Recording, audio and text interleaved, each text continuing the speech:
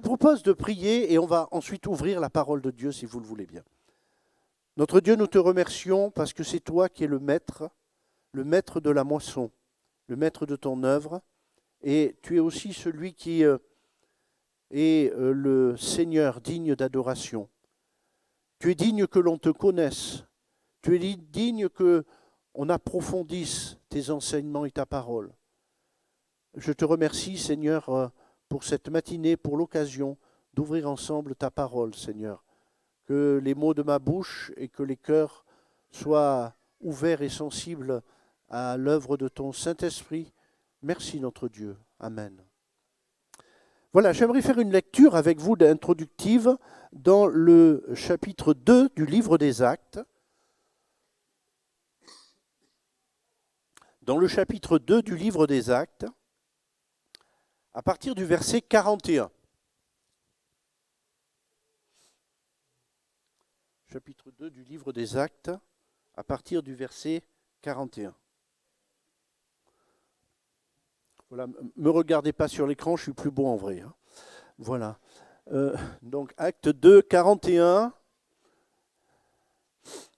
Et on ira dans notre lecture jusqu'au verset 47. Ceux qui acceptèrent sa parole, non, j'aimerais qu'on ne me mette pas le merci, voilà, c'est très bien. Pourquoi je dis ça? Parce que j'aime bien qu'on ouvre sa Bible, que vous veniez à l'église avec votre Bible et que vous lisiez votre Bible. Hein, alors, voilà, mais donc voilà, c'est mon truc à moi. Excusez-moi, hein, c'est pas un dogme, c'est pas une doctrine, hein, mais j'aime bien qu'on vienne avec sa Bible et qu'on puisse lire le texte, que chacun puisse le lire. Comme ça, si je dis des bêtises, vous devriez pouvoir examiner les choses. Voilà. Donc, voilà, c'est une petite pédagogie que je fais, voilà, sachant que vous l'amènerez les autres fois aussi. Merci. Et puis, si le voisin, il n'a pas de Bible, vous lui tendez votre Bible. Déjà que ça crée un contact. Hein, voilà. Bon. Merci. Alors, ceux qui acceptèrent sa parole furent baptisés.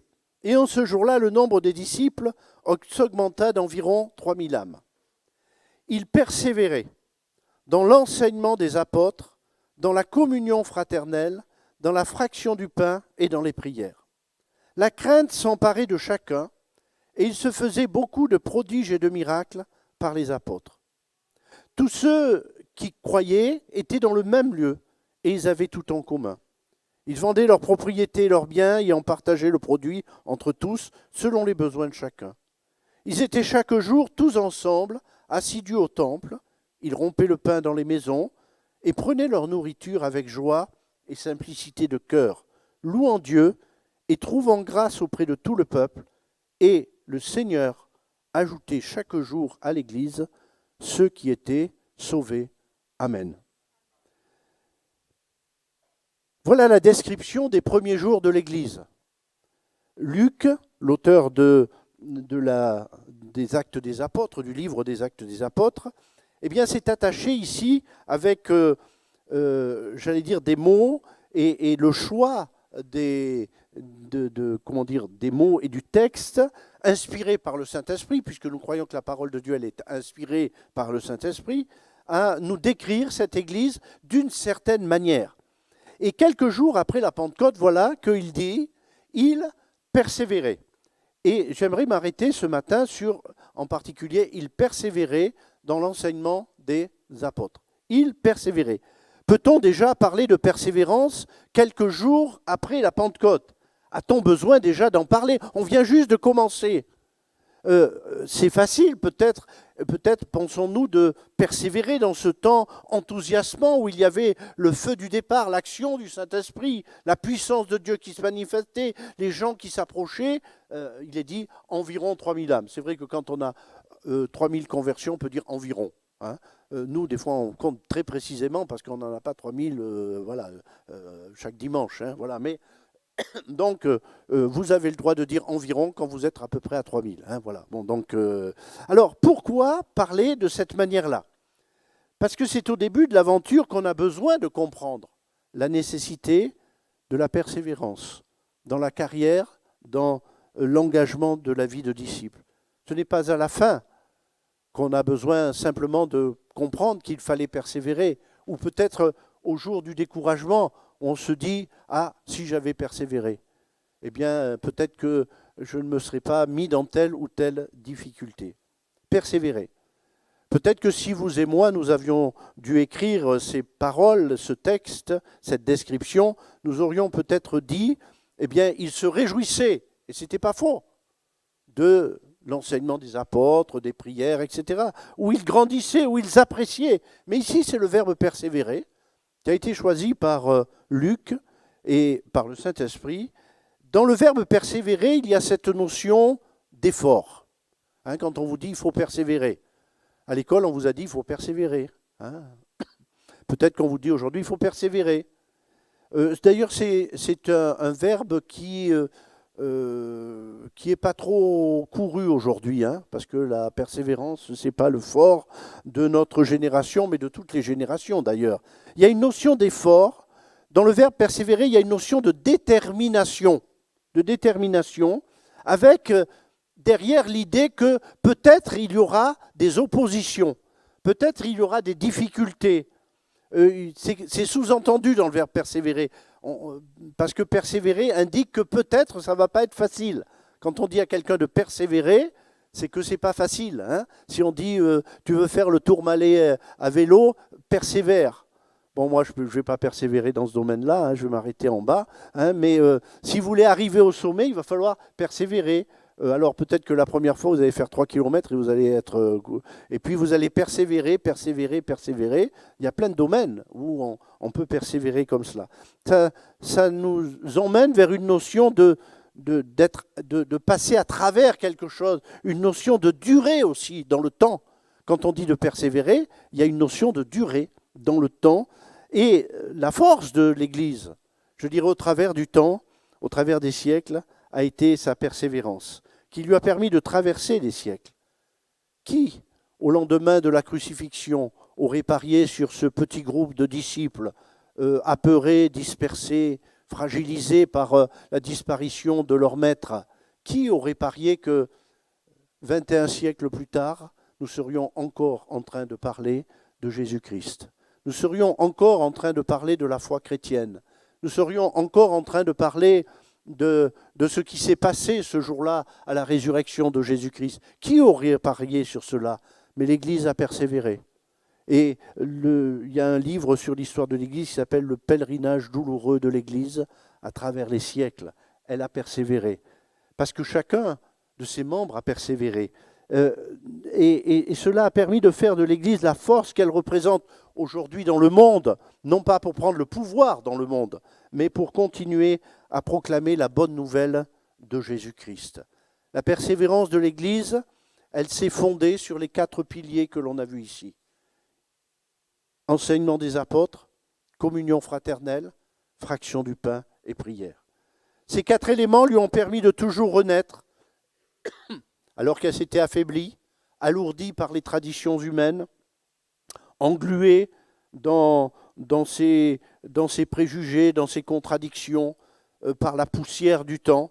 Et il y a eu des redécouvertes, des moments de redécouverte, de redémarrage de cette Église, en revenant à ses fondamentaux, au temps de la Réforme et dans d'autres temps de réveil qui ont eu lieu au moment de la redécouverte, au début du XXe siècle, du baptême dans le Saint-Esprit, avec le parler en langue. Ces choses-là ne sont pas venues comme cela par hasard, elles sont venues parce qu'elles sont écrites dans cette parole qui avait été transmise. Mais dans ces piliers, et en particulier dans cette persévérance, il y a là aussi le secret d'une vie personnelle. Ce qui a fait le succès de l'Église, sa pérennité, c'est aussi ce qui fait le secret d'une vie chrétienne pérenne. Celui qui persévérera jusqu'à la fin sera sauvé.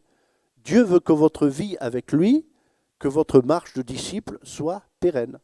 Qu'on vous retrouve dans 10 ans, 20 ans, 30 ans, 40 ans, 50 ans. Enfin, bon, peut-être que certains auront pris les bagages et seront partis vers la maison d'ici 50 ans.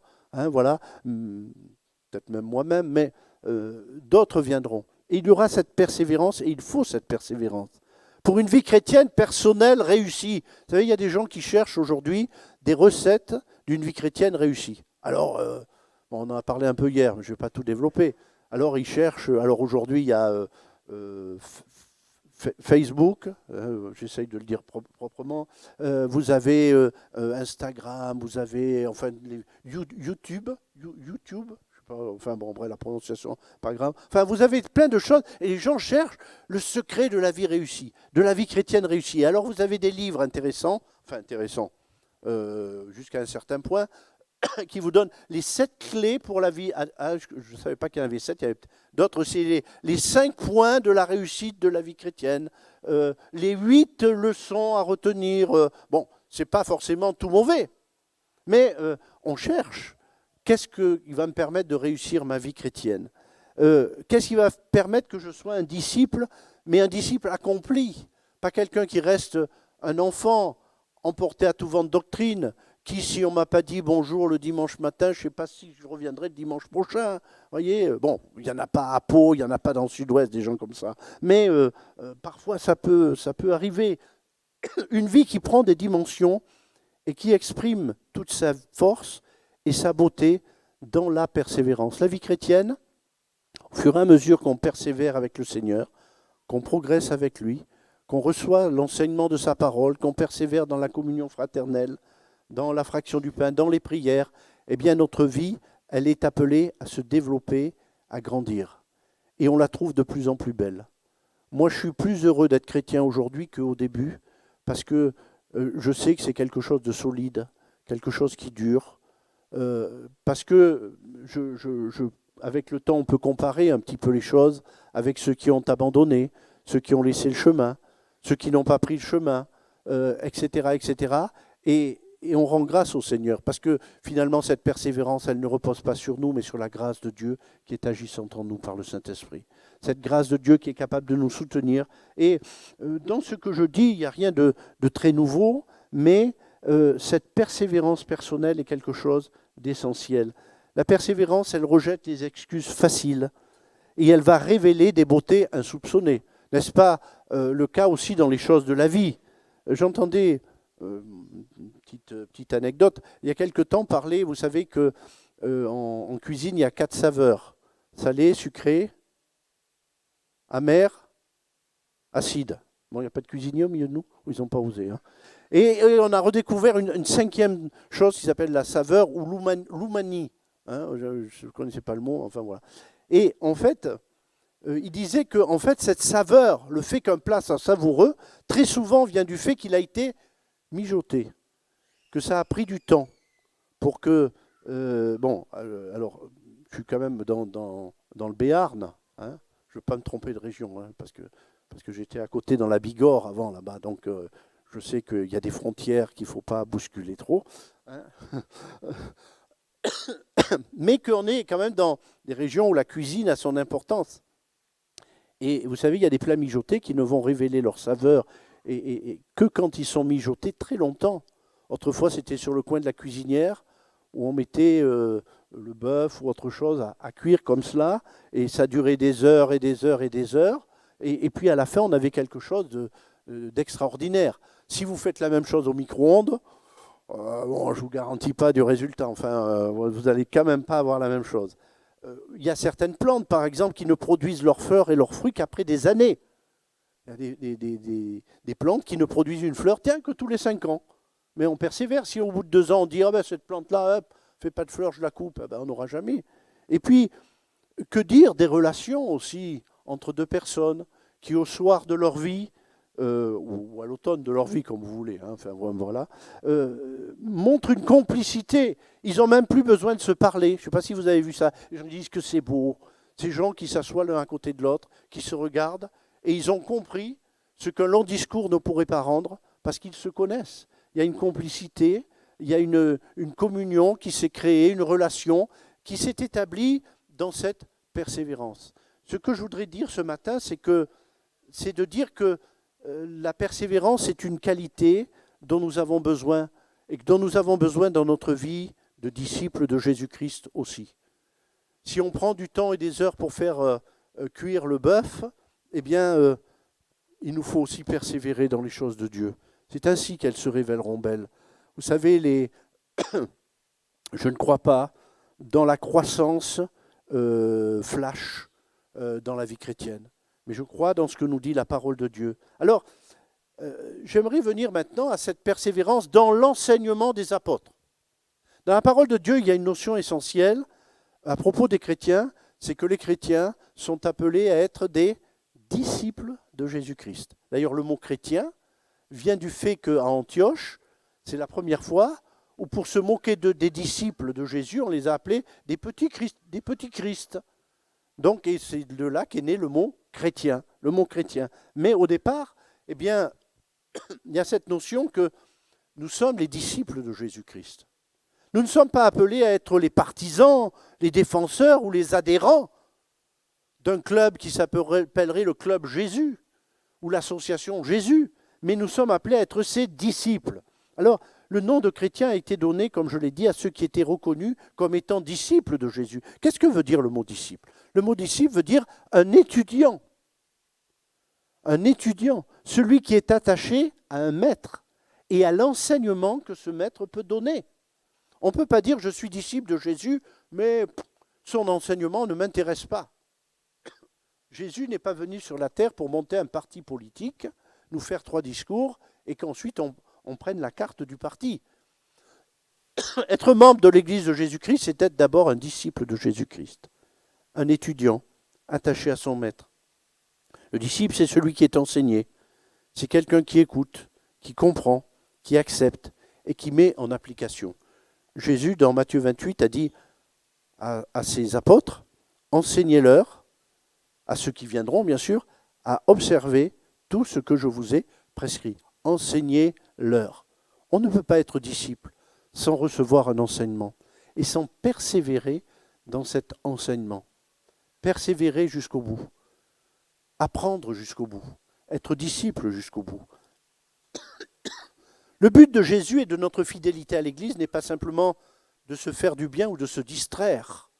Aujourd'hui, dans certains cadres d'Église, certains ont inventé un mot, le théomusement, venant de théo, Dieu, et musement, d'amusement. L'Église n'est pas un lieu où on vient pour se distraire, même si on y trouve de la joie. L'Église n'est pas un lieu où on vient en disant « Ah, je me suis fait du bien ce matin ». Tant mieux si vous êtes fait du bien. Mais parfois on est bousculé. Est-ce que quand vous lisez la parole de Dieu, elle vous brosse toujours, enfin je vais dire ça comme ça, elle va toujours dans votre sens, en disant « Mais tu es beau, tu es merveilleux, tu es gentil, tu vas devenir une personne merveilleuse, tu es extraordinaire. Dieu a beaucoup de chance de t'avoir. » Non, c'est nous qui avons beaucoup de chance de l'avoir. N'inversons pas les choses. Et l'évangile n'est pas une distraction. C'est pour ça que l'évangile produit les choses les plus merveilleuses dans notre vie. Écouter, accepter, mettre en œuvre les enseignements, se conformer à la doctrine de Jésus-Christ. Voilà ce qui va produire dans notre vie les transformations, les changements dont nous avons besoin. Voilà ce qui va chasser la tristesse de nos cœurs, nous remplir de joie, nous remplir d'espérance, nous remplir de résistance, nous remplir de force, nous remplir d'assurance dans un monde qui est troublé, qui est bouleversé, qui est secoué, qui est confus. Ah oui, oh, vous avez vu les infos ? Oui, on les a vues, les infos, mais quand vous avez l'enseignement de la parole de Dieu, eh bien, déjà, le Seigneur nous a dit, gardez-vous d'être troublés, ces choses arriveront.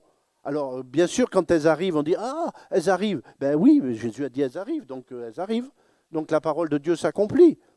Voilà, donc, même si on n'a pas tous les détails, mais en tout cas, nos cœurs sont rassurés par cet enseignement, fortifiés. Et quand les gens tremblent, je vais prendre. Merci ma sœur. Parce que la parole de Dieu nous a préparés à cela. Pour certains, ça semble bien accessoire. Le désintérêt pour l'étude de la Bible. Bon, j'avais mis ici, on vient à la réunion sans sa Bible. Bon, venez au moins avec le texte biblique, hein, voilà. Mais bon, bref. Pourvu que la prédication ne soit pas trop longue et trop compliquée. Alors, j'espère que ce ne sera pas trop compliqué ce matin. Voilà. Bon, bref, vous me direz. l'apôtre ou l'auteur de l'épître aux Hébreux, au chapitre 5, au verset 12, nous dit, il se plaint de ce que les croyants, qui devraient être des maîtres, restent des enfants. Restent des enfants. Je ne vais pas dire que parfois, en étant pasteur, on a parfois l'impression d'avoir beaucoup d'enfants. Hein, je ne vais pas dire ça, mais bon, des fois, ça peut être un peu ça. Alors, pas que le pasteur, mais bon. Le danger du manque de persévérance dans la connaissance, dans l'enseignement des apôtres, va amener d'abord une fragilité spirituelle, où on s'aperçoit qu'aujourd'hui, certaines personnes sont sensibles à toute nouveauté évangélique ou dite comme telle. Il y a des gens, tous les 3 mois, ils changent de doctrine. Tous les 3 mois, ils changent d'apôtre auquel ils vont se confier. Tous les 3 mois, ils vont trouver un nouveau prophète qui vient de sortir. Et alors, je peux vous dire qu'il en sort pas mal. Hein, voilà. Alors, prophète,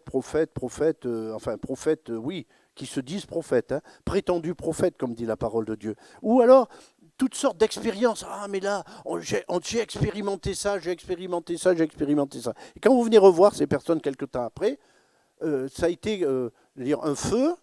Oui, bon, il n'y a plus rien du tout. Ils ont fait une expérience. Alors, il y a des gens comme ça qui sont des butineurs. Ils passent d'un séminaire à un autre, d'un rassemblement à un autre, d'un livre à un autre. Mais on sent qu'il y a cette fragilité spirituelle, fragilité de l'engagement. Quand nous ne persévérons pas dans l'enseignement de la parole de Dieu, eh bien, le découragement va vite venir dans notre engagement dans le service. Savez-vous que le service de Dieu, c'est la chose la plus extraordinaire? Qui pouvons-nous mieux servir que Jésus-Christ? C'est la plus belle chose. Mais c'est aussi quelque chose qui est éprouvant, où il faut persévérer. Il faut persévérer. C'est le découragement, eh bien, lorsque nous ne sommes pas ancrés dans l'enseignement de Jésus-Christ et dans sa parole, le découragement va venir. L'instabilité dans le service. Et c'est dommage que certains qui parfois ont tant de qualité voire même de talent, je dirais, eh bien finalement ne peuvent pas servir ou sont inutiles dans l'œuvre de Dieu parce qu'il y a cette instabilité. Et très rapidement se présente la déception, l'abandon. On est emporté à tout vent de doctrine. L'apôtre montrait dans Éphésiens 4, l'apôtre Paul, que les ministères ont été donnés pour que nous ne soyons plus, nous tous ensemble, des enfants emportés à tout vent de doctrine, ou se basant sur une spiritualité simplement d'émotion ou d'opinion. Ah, là je le sens. Ah, frère, vous me demandez de servir le Seigneur, mais attendez, je vais voir si je le sens, etc. etc. Voilà. Alors il y a des choses qu'on sent plus que d'autres. Par exemple, pour s'engager dans le service de ménage, enfin je ne sais pas ici comment c'est, hein, mais il y a peu de gens qui le sentent. Hein. Il y a peu de gens qui le sentent. Pourtant, si le dimanche matin c'est pas fait, vous savez, il y a des choses dans le service de Dieu que l'on voit si elles ne sont pas faites. Alors ça, d'ailleurs, c'est un peu comme dans les tâches ménagères. Les tâches ménagères, certaines, on les voit quand elles ne sont pas faites. Quand c'est fait, on ne le voit pas. Alors ça, c'est le côté ingrat parfois du service. C'est-à-dire quand le service n'est pas assuré, on voit que ce n'est pas fait. Mais quand il est fait, personne ne s'en aperçoit. Alors ça peut paraître un petit peu ingrat.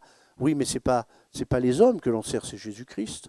Mais même en passant le balai, enfin je ne sais pas s'il y a des balais ou des aspirateurs ici, qu'importe. Mais c'est Jésus-Christ que vous servez. Au-delà de tout cela, au-delà du service pour les frères et sœurs, même si on oublie de vous dire merci, bon, alors je sais bien quand on nous dit merci qu'il y a de la gratitude, mais des fois, enfin, je vais vous dire, moi il m'est arrivé des fois d'oublier de dire merci, parce qu'on est, voilà, il y a tellement d'autres choses, ça ne veut pas dire qu'on ne dit pas merci, mais bon, finalement, est-ce que ça ne sera pas mieux que ce soit le Seigneur là-haut qui nous dise merci? Enfin bon, au-delà du reste, alors c'est bien quand on nous dit merci. Il y a parfois des chrétiens qui sont à la recherche de ce que j'appelle un peu des snacks spirituels. Hein, vous savez, les trucs qu'on avait vite fait là, voilà, qui vont faire beaucoup de bien sur le moment et puis qui vont disparaître. On veut parfois une réunion distrayante, un livre accrocheur, une doctrine où il n'y a pas trop d'efforts, qui va dans le sens de notre pensée. Il y a aujourd'hui dans le monde un constat qui est fait dans les églises, et en particulier les églises évangéliques, qui est la montée de ce qu'on appelle l'illettrisme biblique.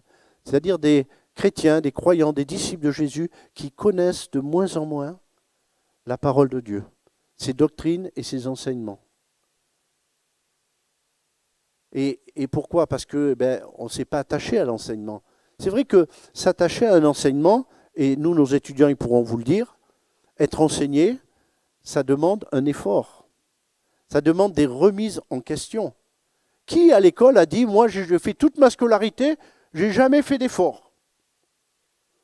À un moment, ça vous rattrape. Il y a des gens qui ont des facilités pour étudier. Mais si vous étudiez jamais, à un moment, ça vous rattrape. Enfin, dans le mauvais sens du terme. Hein. Au jour de l'examen, vous pouvez dire « Oh non, mais moi, ça y est, moi, le programme de physique de première ou de terminale, je l'ai dans la tête et tout ça. » Ouais.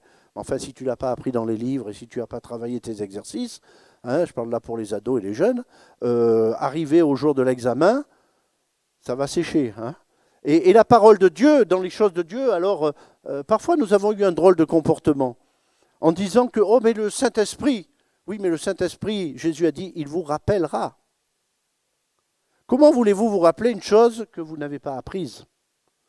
Le Saint-Esprit n'est pas là pour encourager à la paresse intellectuelle ou la paresse spirituelle. Le Saint-Esprit est là pour nous aider, pour nous permettre de faire plus, d'aller plus loin, mais il n'est pas là pour remplacer ce qu'on doit faire. Le Saint-Esprit ne va pas m'apprendre le psaume 23 si je ne le lis jamais. Parce que Dieu veut que j'aille vers sa parole.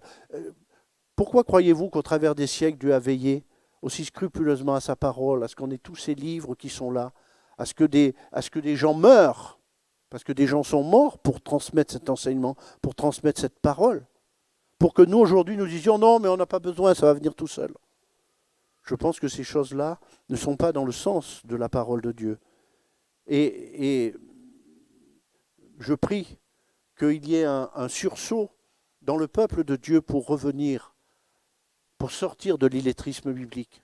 Parce que finalement, c'est une grande fragilité où les gens vont de plus en plus privilégier des expériences, mais sans être sûrs de ne pas se laisser emporter dans toutes sortes de dérives.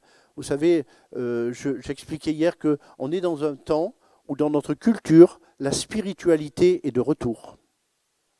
Regardez dans les grands magasins qui vendent des livres, les rayons spiritualité qui grandissent, qui grandissent, qui grandissent. Mais cette spiritualité, elle n'est pas de la parole de Dieu. Nous avons besoin de développer une spiritualité, une piété basée, fondée sur les Écritures, sur la parole de Dieu, sur l'enseignement des apôtres. Et si Luc le place en premier, eh bien c'est que cette chose-là a une importance première. L'apôtre Paul dira « Vous avez été édifiés sur le fondement des apôtres et des prophètes ». Qu'est-ce que ça veut dire, cette expression, les apôtres et les prophètes ? Eh bien, l'apôtre Paul déjà disait, il y a l'ancienne alliance, c'est les prophètes qui ont prophétisé la venue de Jésus, et puis il y a les apôtres maintenant. On pourrait dire c'est l'ancienne et la nouvelle alliance dont il voulait parler. Jésus-Christ lui-même étant la pierre angulaire. Jude, dans sa lettre, dira qu'il nous faut combattre pour la foi transmise. Et quand il parle de la foi, il ne parle pas simplement du sentiment de la confiance, mais il parle de la doctrine, de la connaissance, de l'enseignement, c'est transmis au sein une fois pour toutes. Comment voulons-nous connaître ces choses-là ? Il est important de réaliser cela. Alors, juste une petite aparté. Je me suis dit pourquoi Luc a-t-il écrit « Il persévérait dans l'enseignement des apôtres ». Pourquoi n'a-t-il pas écrit « Il persévérait dans l'enseignement de Jésus ». Vous n'avez peut-être jamais posé la question, donc voilà, je vous charge d'une question supplémentaire. Alors j'ai réfléchi. Jésus a enseigné la foule et les 12. Le but, c'était de faire d'eux, non seulement des gens qui allaient transmettre, des enseignants, mais des gens qui allaient être acteurs de cet enseignement. Pour Jésus, l'enseignant fait partie de l'enseignement. Hier, on a mis en garde contre certaines personnes qui, par leur vie, eh bien, ne sont pas des cautions pour l'enseignement qu'ils apportent. Et l'enseignant est aussi important. Il y a ici une idée pour Jésus de transmission. Nous, on n'aime pas trop ce mot-là. Hein. Alors, le mot transmission a donné le mot tradition. Oui, quand c'est des traditions humaines, on n'en veut pas. Mais il y a quand même une tradition biblique, une transmission biblique. La Bible, on ne réinvente pas la Bible à chaque génération. On ne réinvente pas l'Évangile, surtout pas à chaque génération. Ça serait un danger remarquable pour nous de réinventer. Et en fait, les mouvements de réveil n'ont pas réinventé, ils sont revenus à la source, revenus au départ. Et c'est pour ça que Dieu a voulu que nous ayons sa parole. Il y a la nécessité de savoir que nous sommes dans cela. Et il n'y a pas que les pasteurs et les enseignants.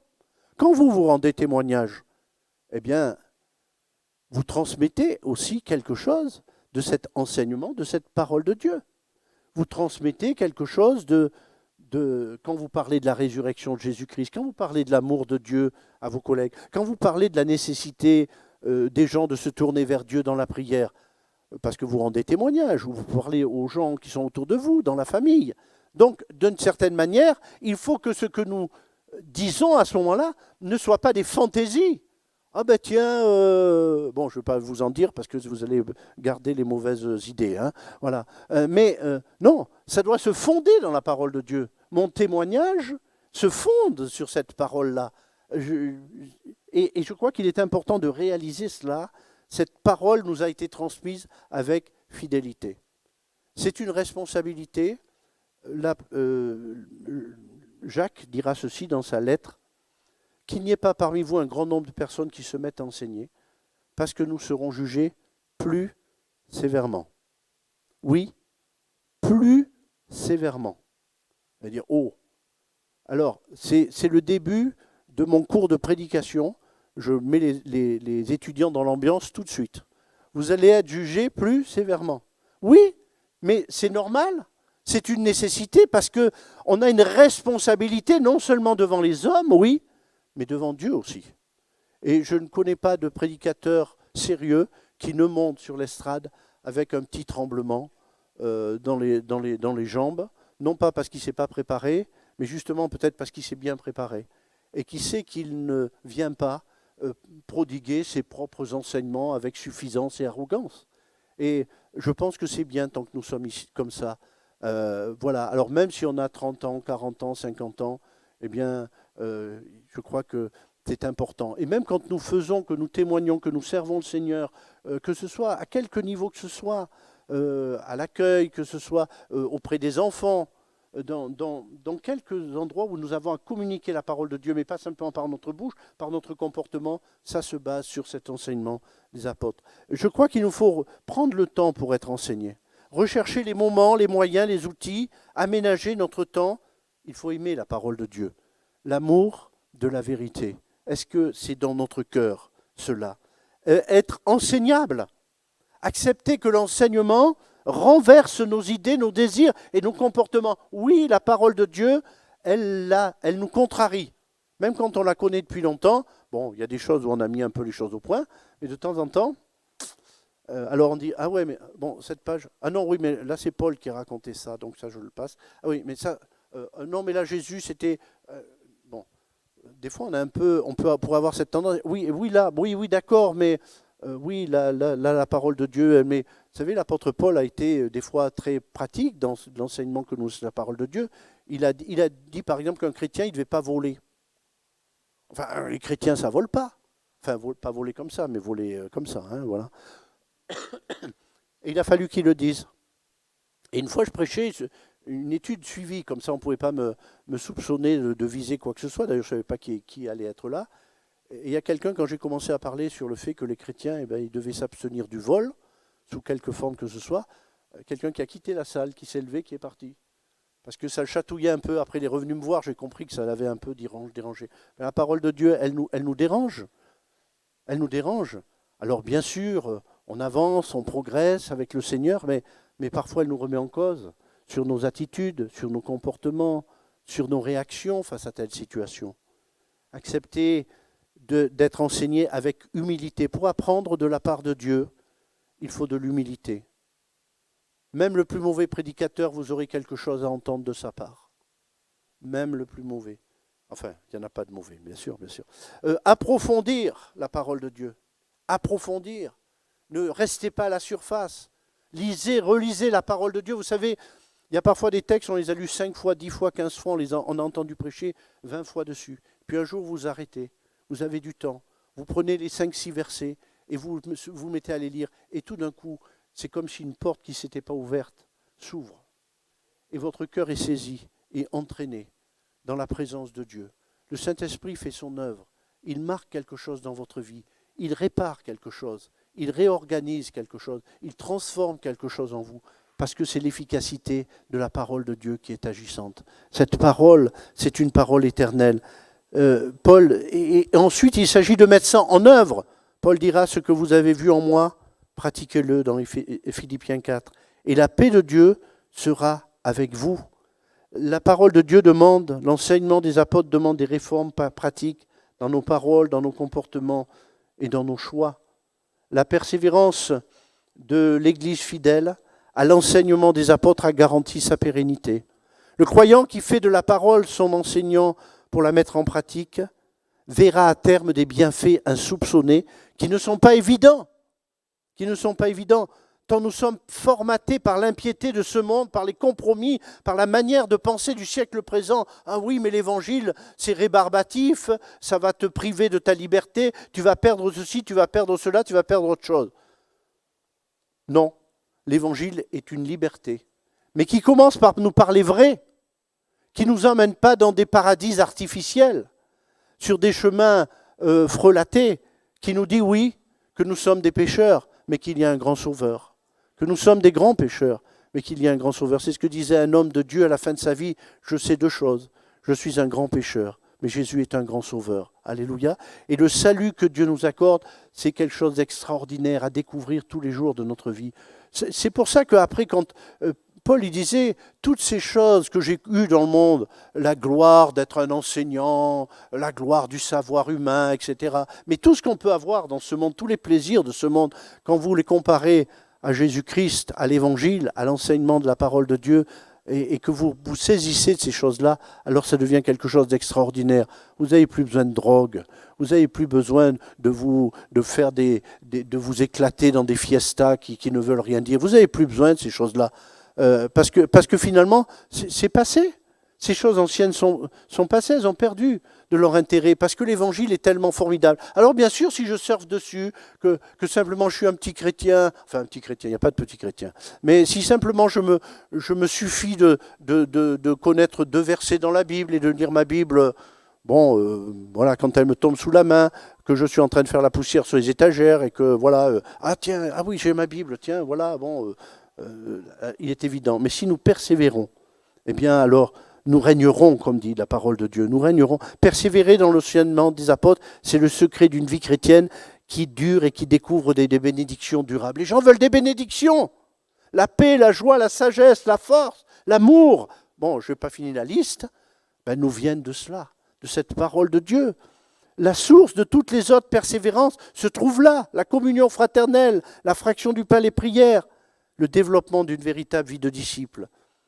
Et toutes ces choses vont contribuer à la construction d'une Église véritable, d'une Église durable, conforme au plan de Dieu. Je terminerai dans ma conclusion en disant que l'enseignement des apôtres nous a été transmis au travers des siècles, au travers de la parole de Dieu et des hommes fidèles qui ont transmis et retransmis cette parole.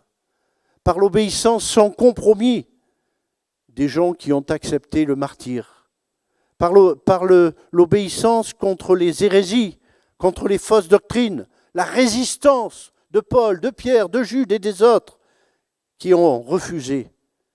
Les martyrs ont versé leur sang pour cette parole, parce que cette parole n'est pas simplement une opinion parmi les autres, elle est la vérité de Dieu qui a été donnée aux hommes. Je ne crois pas cette parole simplement parce qu'elle me plaît sur le moment, parce qu'il y a des choses intéressantes, parce que ça va me conduire dans quelques émotions, ou qu'il y a dedans des choses humainement intéressantes, où il y a de l'humanité, etc., etc. Non, je crois cette parole d'abord parce qu'elle est la vérité. Dans un monde où tout est relatif, dans un monde où sans arrêt on dit oui, mais ça c'est un tel, ça c'est un tel, où tout n'est plus qu'opinion, chacun a son idée.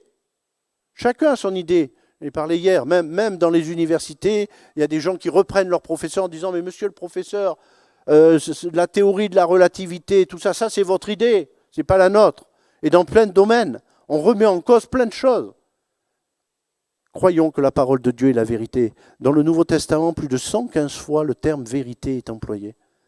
Je crois à cette parole parce qu'elle est la vérité. Je crois dans la résurrection de Jésus-Christ, pas parce que j'ai vu Jésus ressusciter de mes yeux, mais parce que c'est dans la parole de Dieu et que cette parole, elle est la vérité. Je crois que Jésus est ressuscité véritablement en chair, qu'il n'est pas ressuscité dans l'esprit de ses disciples, comme veulent le dire certains théologiens déviants, mais qu'il est ressuscité en chair parce que c'est la vérité. Je termine en disant, ne cherchons pas un christianisme facile, édulcoré, qui plaît aux yeux du monde, enfin pour un temps, mais qui sera sans force pour nous sauver.